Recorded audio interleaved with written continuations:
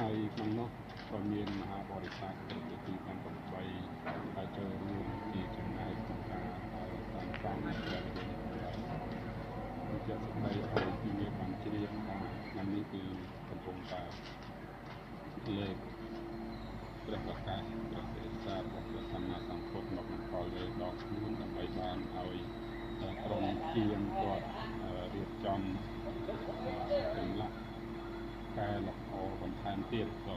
កែលម្អបន្ថែមទៀតបាក់ចំណុចផងណាគឺគាត់បំពេញបន្ថែមអញ្ចឹងទៅ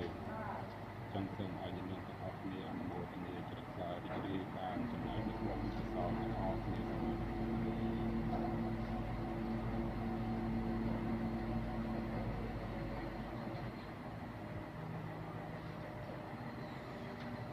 ចាក់ទឹកលីដាក់ទឹកគេក្នុងចាក់លី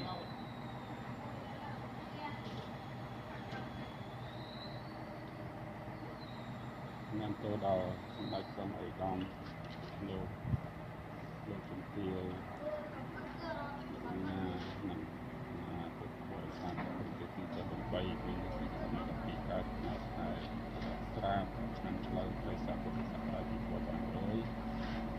ត្រឹមថ្ងៃទី20សីហាឆ្នាំ2021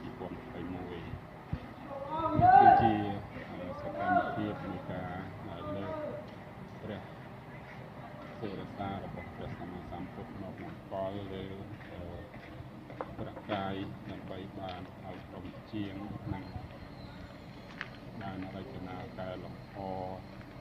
បន្ថែមទៀតដើម្បីឲ្យនិមន្តពុទ្ធបរិស័ទគ្រប់ទិទីទាំង8បានប្រពៃជាធ្វើសក្ការៈ